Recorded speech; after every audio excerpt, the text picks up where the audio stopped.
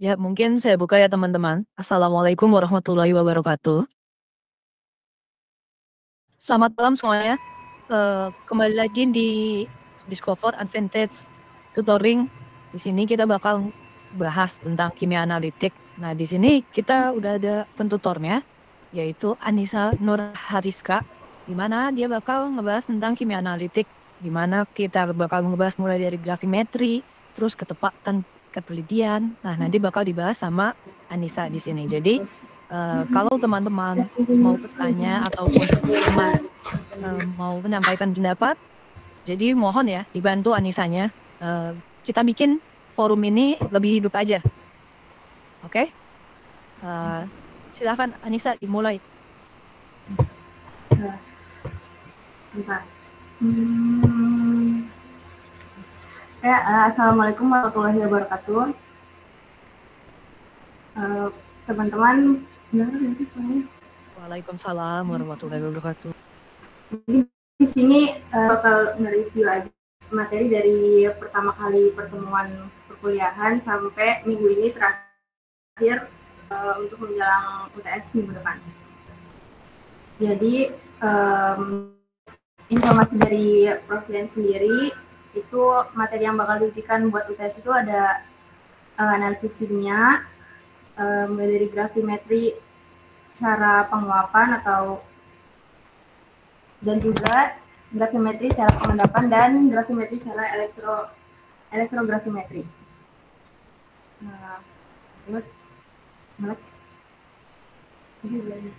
Analisis kimia. Jadi analisis kimia ini kayak kita itu jadi detektif ya, yang punya tugas buat meriksa ada apa aja sih kandungan di dalam satu sampel.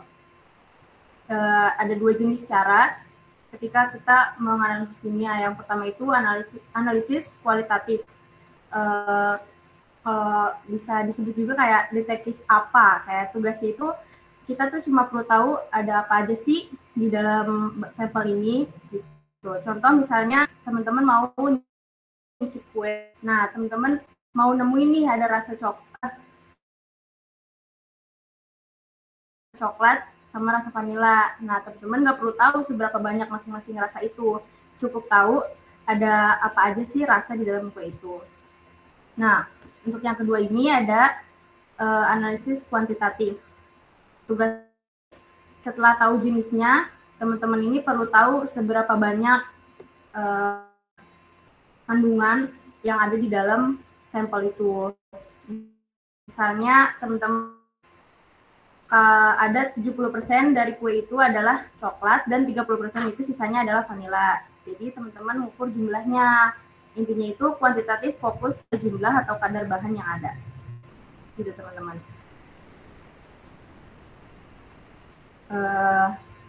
Lanjut. Di sini ada analisa klasik atau cara absolut. Analisa klasik ini metode analisis yang udah lama ada tapi masih efektif. Absolut ini sendiri berarti kita itu mengukur zat yang kita cari secara langsung, bukan ngebandingin dengan zat lain gitu. Ada 3 cara atau 3 metode utama di sini. Pertama itu ada gravimetri atau mengukur berat atau timbangan gitu. Metode ini menentukan jumlah zat berdasarkan beratnya. Cara kerjanya itu ambil zat yang kita cari, dikeringin, lalu ditimbang. Kayak kita punya analogi, misalnya kita pengen tahu berapa banyak garam di air laut. Nah, si air ini dipanasin sampai muat semua, ditimbang sisa garam yang kering. Nah, berat garam itulah jawabannya. Nah, yang kedua ini ada volumetri. Volumetri ini metode untuk menentukan kadar suatu zat dengan mengukur volume larutan lain yang bereaksi sempurna.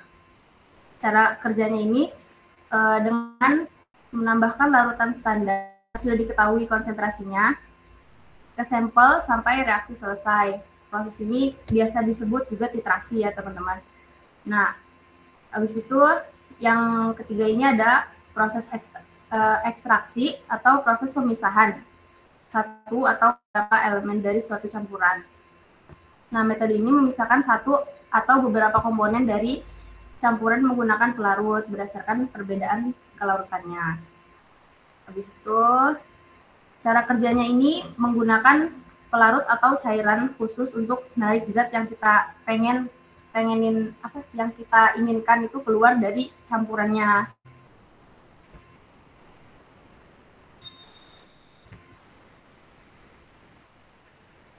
Nah, dalam analisis kimia ini ada beberapa tahapan ya teman-teman. Bayangin aja kayak kita mau menganalisis buah jeruk untuk dicari berapa banyak vitamin per sampling.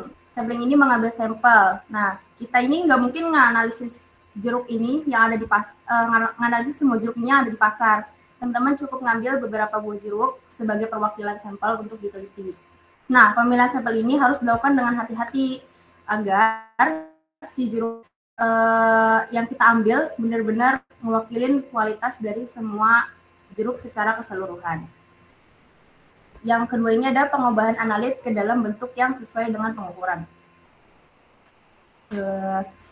Jadi jeruk yang tadi udah disiapin, nggak bisa kita langsung analisis dengan alat lab kan teman-teman.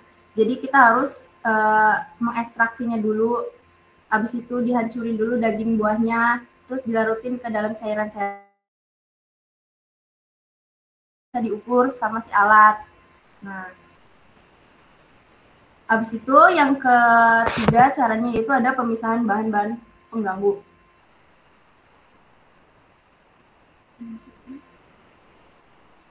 Nah, di dalam sari jeruk yang tadi ini ada banyak zat lain kan selain vitamin C yang mau kita cari, kayak gula ataupun serat.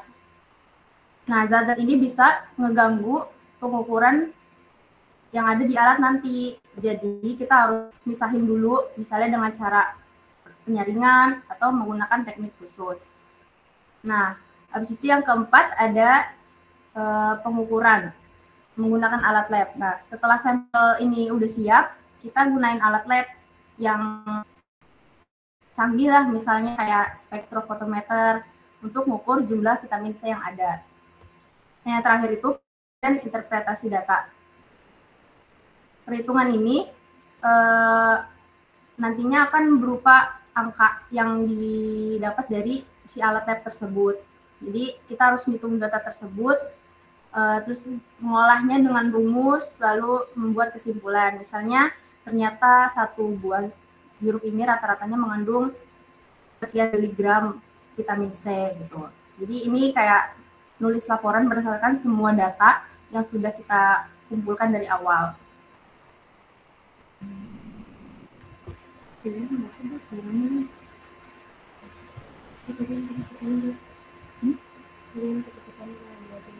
Teman-teman kira-kira ngejelasinnya kecepatan nggak ya?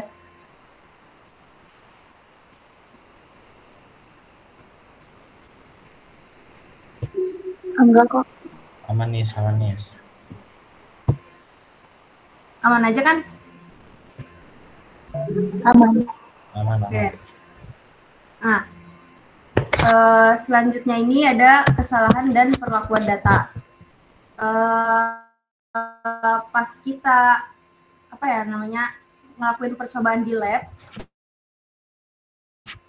hasil yang sempurna gitu kan. Tapi kadang ada aja hal-hal kecil yang itu nggak 100%. Nah, ini tuh disebut namanya kesalahan. Ada dua jenis kesalahan utama yang harus teman-teman kenali. Yang pertama ini kesalahan tertentu atau sistematis. Kesalahan ini adalah kesalahan yang bisa diramalkan dan terjadi secara berulang di setiap kesalahan yang datang dari sistem atau cara kita ngelakuin sesuatu. Ada 3 jenis kesalahan sistematis itu. Yang pertama, kesalahan metodik.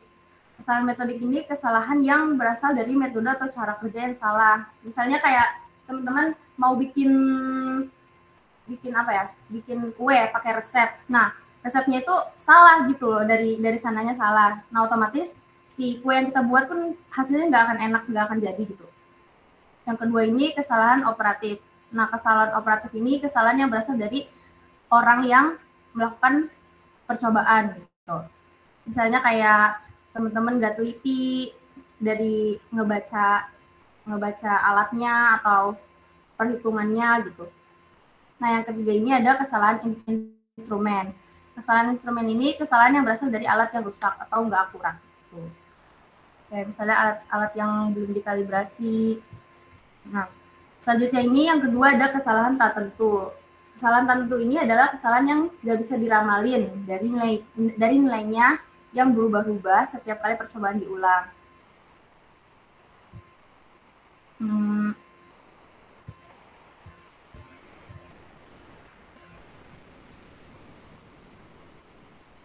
Kesalahan dalam analisis kimia ini berhubungan sama ketepatan atau akurasi dan ketelitian atau precision.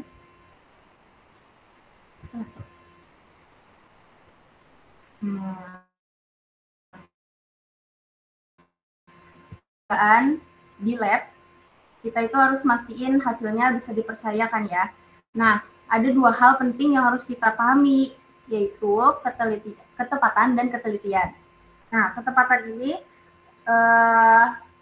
merupakan seberapa dekat hasil percobaan yang kita lakukan dengan nilai yang seharusnya atau nilai yang sebenarnya. Punya sebuah bandul nih yang beratnya itu udah diketahui secara teliti, yaitu misalnya 10 gram. Nah, ini adalah nilai yang pastinya kan ya teman-teman, nilai yang benarnya gitu. Nah, pas kita nimbang bandul itu, kita dapat hasil 10,01 gram.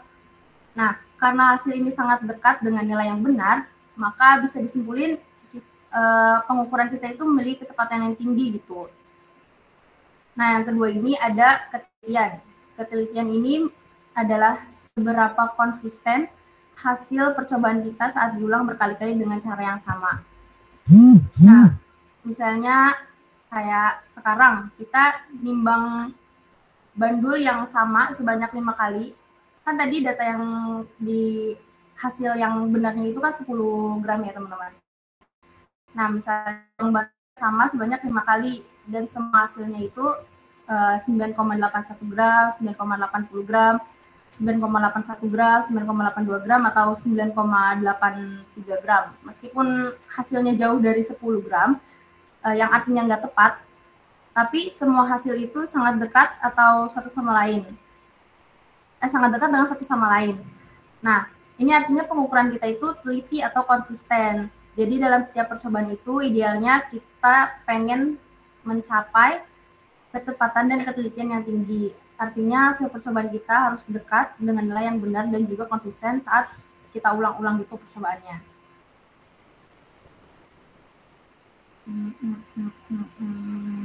Nah, ini menghitung ketepatan.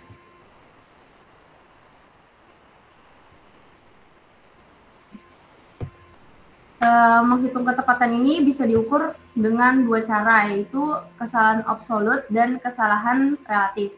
Kesalahan absolut ini selisih dari atau perbedaan antara hasil yang kita dapat atau nilai pengamatan dengan hasil yang seharusnya ada atau nilai sebenarnya. Contohnya kayak kita ada benda nih, sebuah benda beratnya itu 10 gram. Tapi pas ditimbang hasilnya itu 10,2 gram. Nah, kesalahan absolutnya itu tinggal dikurangin aja, 10,2 dikurang 10 gram, hasilnya itu 0,2 gram. Jadi kesalahan absolutnya itu adalah 0,2 gram. Nah, yang kedua ini ada kesalahan relatif. Kesalahan relatif ini adalah perbandingan antara kesalahan absolut tadi dengan nilai yang sebenarnya. Biasanya dinyatakan itu dalam persen ya teman-teman. Nah, angka ini lebih berguna karena nunjukin seberapa besar kesalahan kita dibanding dengan nilai aslinya.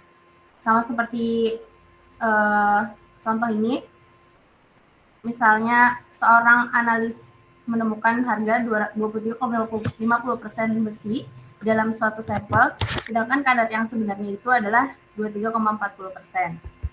Nah, kita tinggal kurangin aja 23,50% ini dikurang 23,40% dibagi sama 23,40%. Nah, jangan lupa dikaliin sama 100% karena nantinya akan berbentuk persen. Nah, didapat hasilnya itu 0,4%.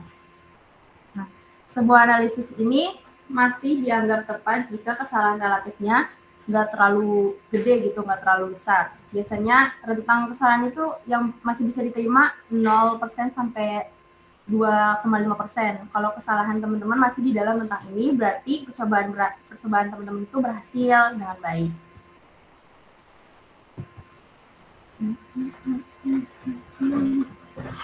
Nah, untuk mengukur ketelitian ini ada beberapa cara yang bisa dilakukan. Yang pertama itu simbangan baku. Simbangan baku ini angka untuk mengukur seberapa jauh hasil pengukuran kita dari rata-ratanya. Intinya itu semakin kecil nilai simbangan bakunya, berarti hasil pengukuran kita itu semakin berdekatan atau konsisten. Atau dengan kata lain itu teliti lah gitu. Nah, yang kedua ini ada simbangan baku. Simbangan baku relatif ini adalah simbangan baku yang diubah ke bentuk persentase. Cara ini lebih mudah karena dia itu ngebandingin ketelitian antara dua data yang berbeda. Intinya itu sama seperti simbangan baku, semakin kecil nilai RSD-nya, berarti hasil kita itu semakin konsisten dan teliti. Nah, yang ketiga itu ada koefisien varians atau CV. Koefisien varians ini pada dasarnya sama kayak RSD,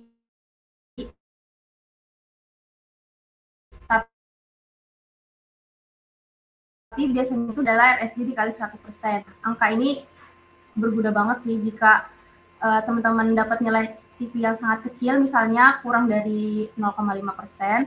Ini nunjukin bahwa hasil percobaan teman-teman ini konsisten dan bisa dipercaya gitu. Kesimpulannya dari menghitung ketelitian ini, jadi kalau semakin kecil simpangan relatif, maka semakin tinggi ketelitian analisisnya. Artinya semakin konsisten hasil pengukuran teman-teman, semakin bisa dipercaya juga data yang teman-teman dapetin gitu. Nah, ini contoh menghitung rumus salah satu contoh soal untuk menghitung ketelitian. Analisis sebuah biji besi menghasilkan nilai persentase untuk kandungan besi seperti berikut. Nah, ini kita cari dulu, kita tulis dulu hasilnya secara berurut. Maaf banget, ini nomornya harus 2 sampai 10 malah 1 dulu. Nah, hasilnya ini habis itu jumlah teman-teman di bawah. Jadi dapat hasilnya itu penjumlahan ini 81,30. Nah, pertama itu cari dulu rata-ratanya. Rata-rata itu kan dari jumlah semua hasil dibagi banyaknya si data ini ada berapa.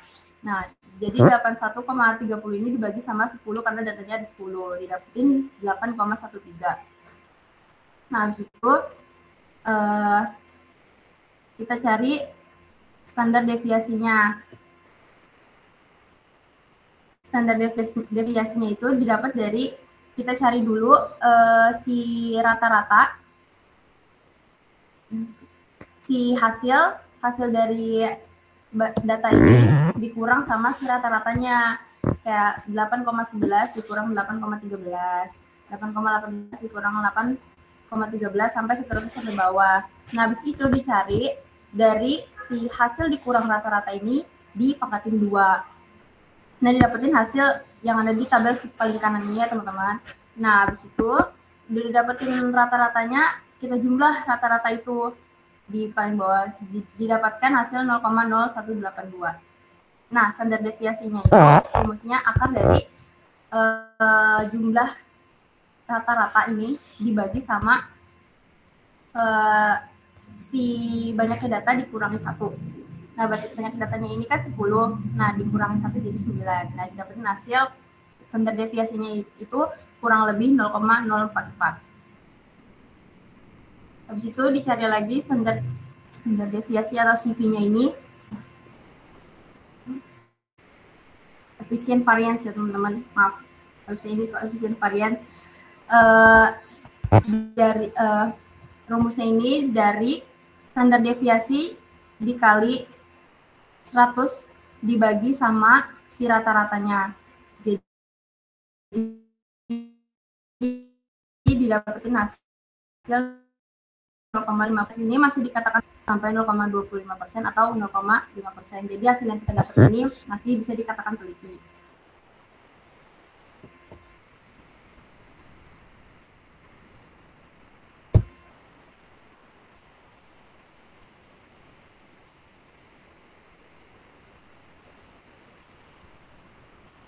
Nah, sekarang kita masuk ke gravimetri atau gravimetri ini merupakan penentuan jumlah zat analat yang didasarkan pada proses penimbangan hasil reaksi setelah bahan yang dianalisa ini direaksikan. Hasil reaksi yang akan ditimbang ini bisa berupa sisa bahan, suatu gas, ataupun satu endapan. Nah, yang pertama ini kita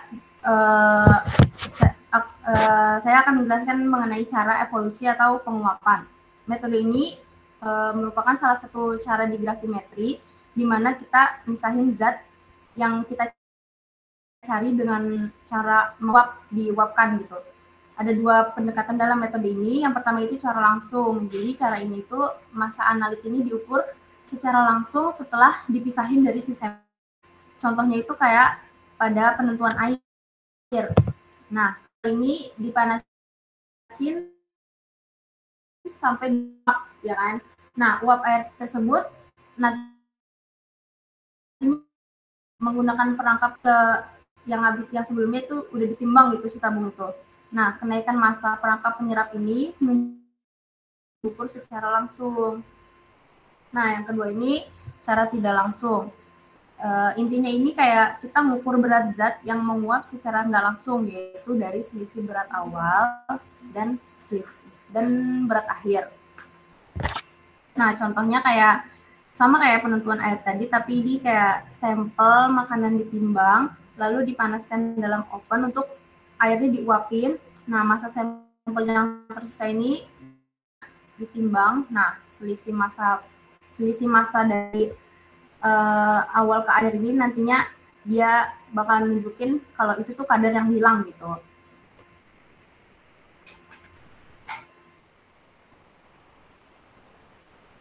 Nah, selanjutnya ini ada cara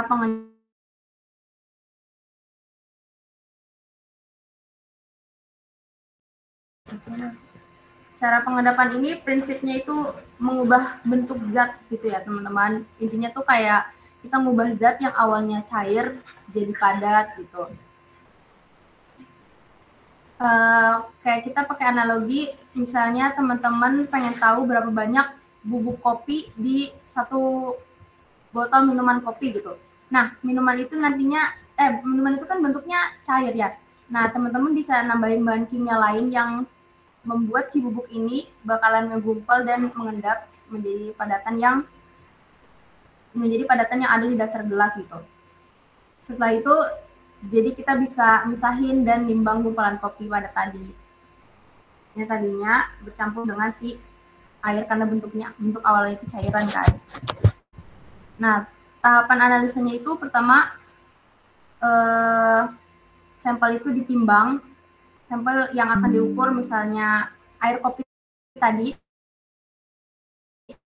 ditimbangnya dengan teman-teman. Nah, habis itu ditambah pelarut. Sampel ini dicampur dengan cairan khusus atau pelarut agar zat yang kita cari ini bisa larut dengan sempurna. Ditambah reaksi pengendap. Nah, ini bagian utamanya. Kita tambahin bahan kimia atau reaksi yang nantinya akan ngebuat zat yang kita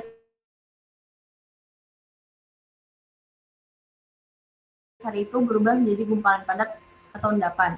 Di proses ini, endapan ini jadi gumpalan. Nah, habis itu disaring, habis itu dikeringin, dan terakhir itu ditimbang untuk mendapatkan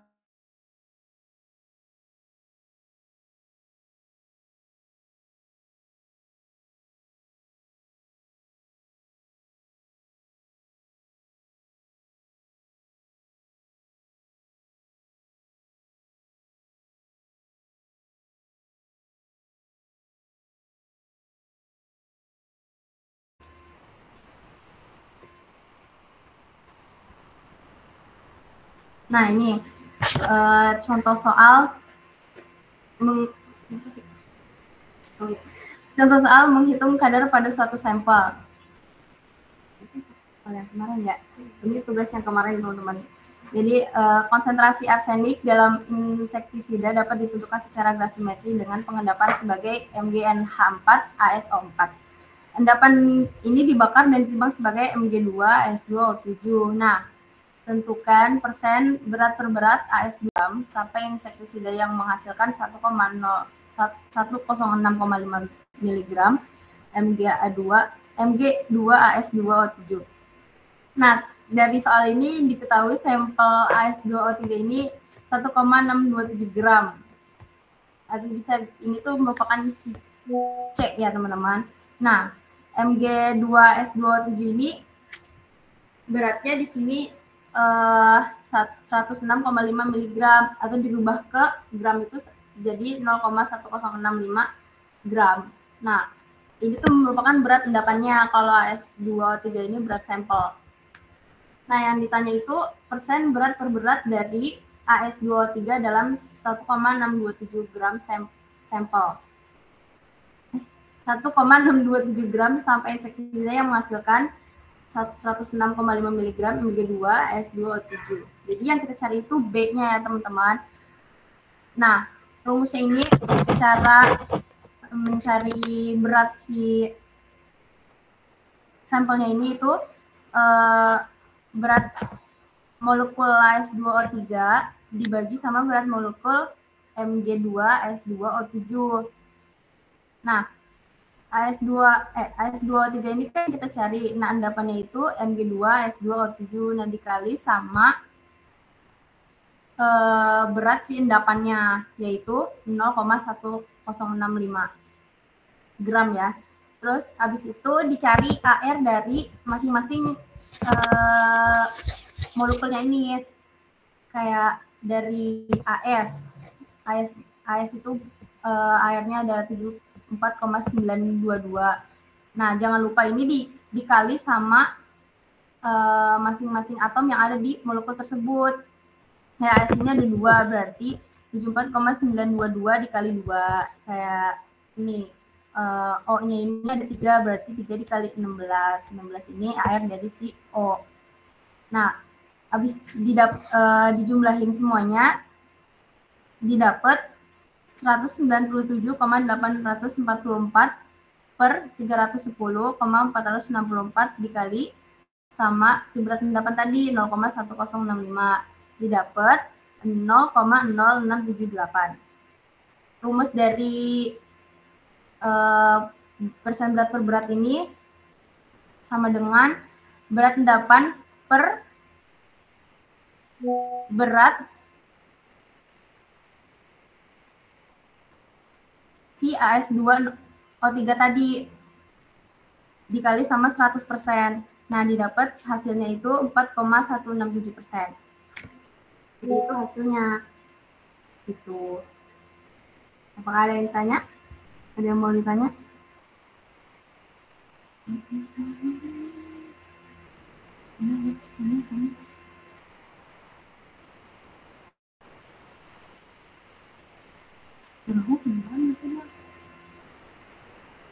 Ada yang mau ditanya nggak teman-teman? Tanya.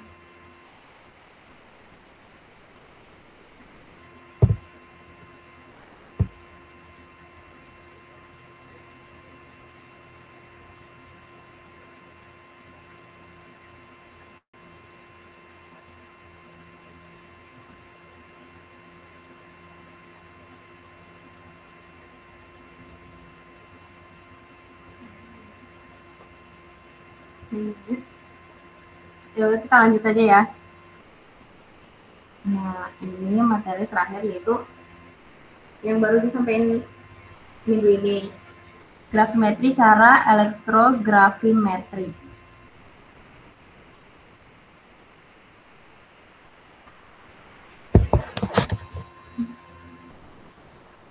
Elektrogravimetri ini itu salah satu cara untuk penentuan gravimetri juga. Intinya sama kayak kita mengukur berat suatu zat, tapi bedanya kali ini tuh menggunakan listrik untuk membantu prosesnya. Prinsip kerjanya ini kayak mindahin zat pakai setrum gitu.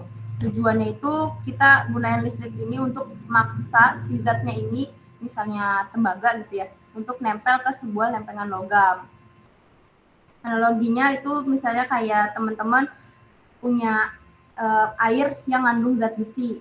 Nah, teman-teman ini mau celupin magnet ke dalam si air itu. Nah, zat besi ini bakal nempel ke si magnet. Nah, di elektrografimetri ini, magnet itu diganti dengan arus listrik dan lempengan logam. Begitu.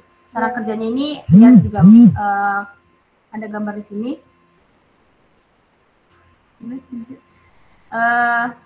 Di sini ada baterai. Baterai ini ngasih tenaga listrik atau setrum yang diperlukan gitu. Nah, di sini ada voltmeter. Voltmeter ini ngukur seberapa kuat setrum yang pengen kita kasih gitu ya. Nah, di sini juga ada katoda.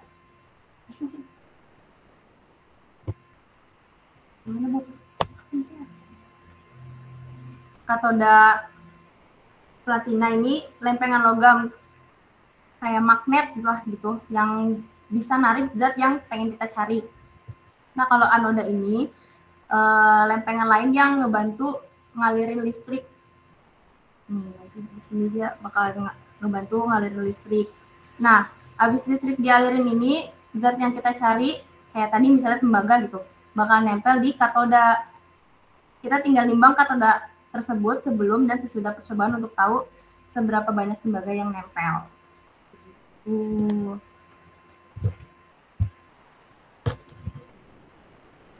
Terus itu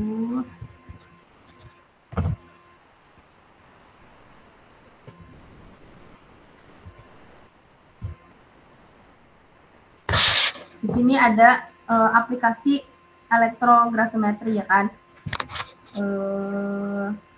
Elektrografimetri ini kan metode analisis kuantitatif yang paling sering digunakan untuk misahin dan nentuin kadar tembaga atau Cu dari suatu larutan.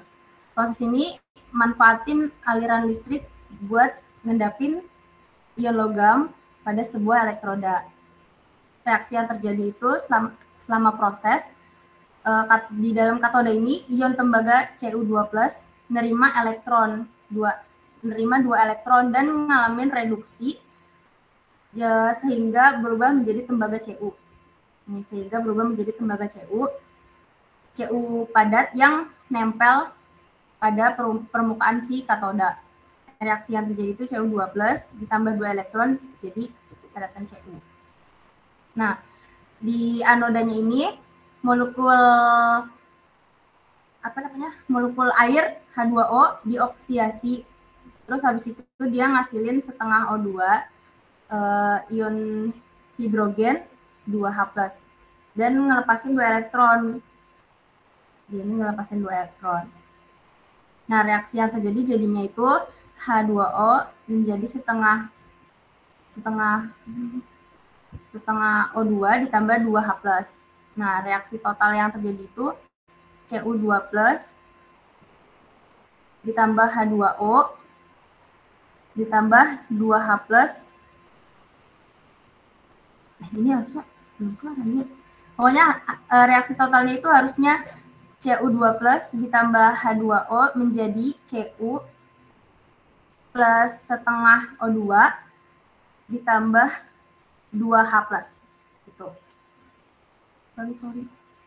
Nah, tegangan listrik ini yang diberikan itu kadang diatur lebih lebih tinggi, misalnya 2,3 volt dari tegangan standar supaya arus listrik ini cukup kuat untuk mempercepat proses elektrolisis ini. Segitu aja yang bisa disampaikan. Kira-kira yang mau ditanyain nggak teman-teman?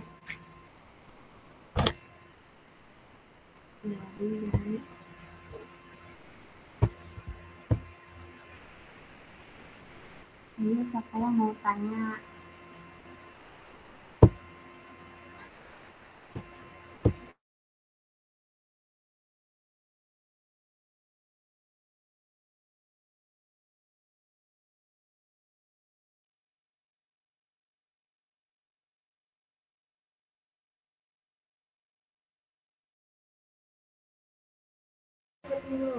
Teman-teman kalau ada yang mau tanya ditanyain aja ya. Kalau ada yang bingung gitu, karena ini kecepatan ngejelasinnya.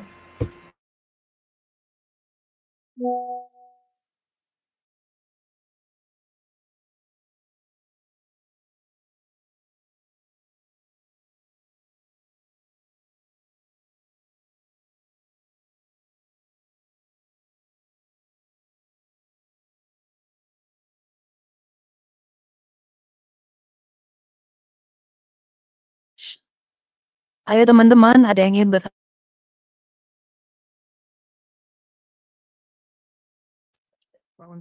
Kalau ada yang ingin ditanyakan, boleh ditanyakan ya, Pak Anissa.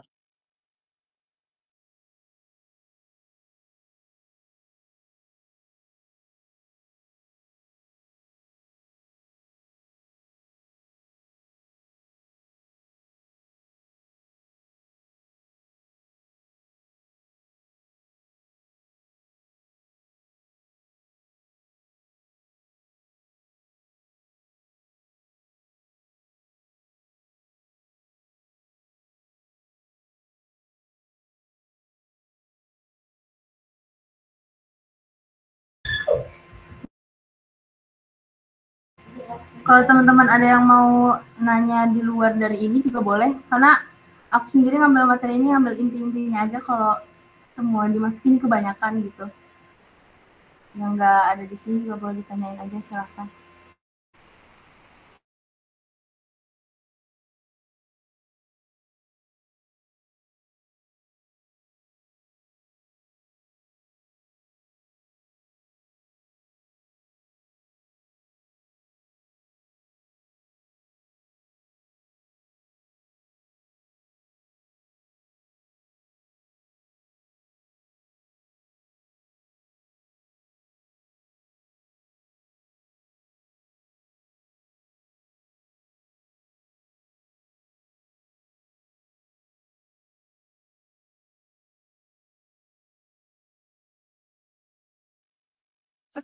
Ini loh, masa sih nggak ada yang mau nanya ke Anissa?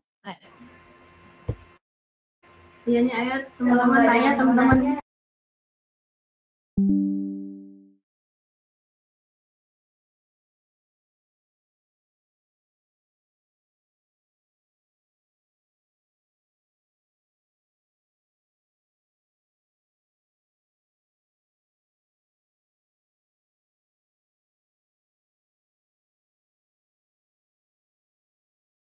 Saya cuma